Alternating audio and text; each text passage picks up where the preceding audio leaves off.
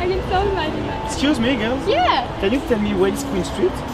It's just over there, but are you French? Yes, how do you know that? Your accent, you sound French. I love it.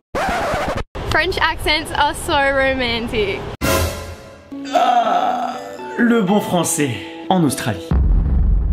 Vous l'aurez compris, quand t'es français en Australie, tu le resteras. Par ton accent, par tes habits.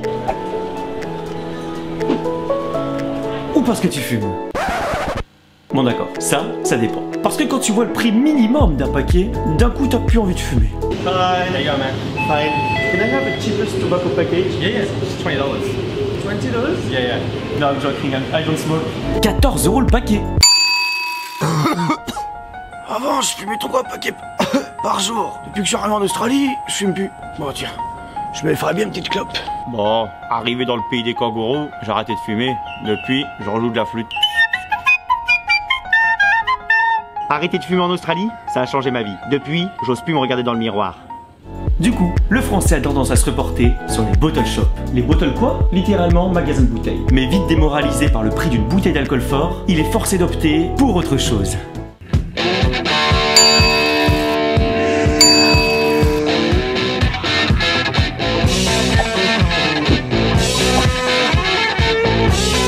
Bon, on va aller chercher Du Goon. Le Goon, cubis composé de 5 mètres de vin, que dis-je, 5 litres, délicieuse harmonie entre pisse et smecta, ce vin charpenté fleure bon la violette. Levez-vous le lendemain matin et savourez maux de tête, vomissements, et promettez-vous de ne plus jamais boire cette Le tout pour 15 $. Mais c'est pas tout. Connaissez-vous le French shopping? Quand tu fais tes courses sac à dos vide, que tu en ressors sac à dos plein, sans avoir sorti ton portefeuille. Alors bien sûr, tous les Français sont pas comme ça. Mais en général en Australie, quand t'es français backpacker, t'es un voleur.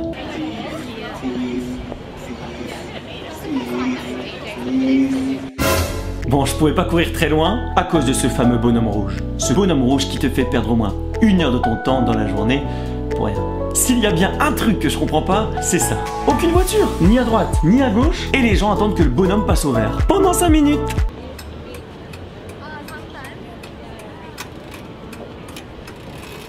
Et si tu vois quelqu'un traverser au feu rouge, alors il n'est pas australien. Peut-être français.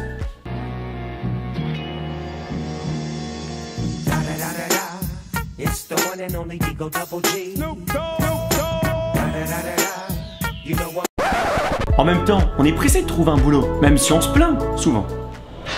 Ouais, ça dit quoi toi? Moi je trouve rien gros. Ouais, vas-y, c'est galère là, pas de boulot.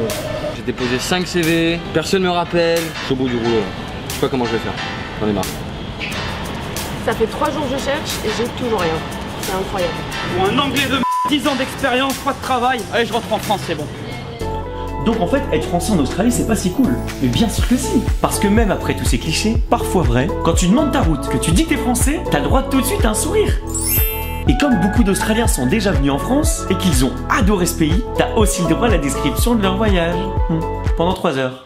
So, have you ever been to France? Yeah, I've been to France. You're from France? From France, yes, from the north of France. Oh, wonderful. I went to Paris one time. Really? Yeah. Can I tell you all about it? Yeah. Oh, and then I think the tram system was really good. You could just go on, get off, like go everywhere.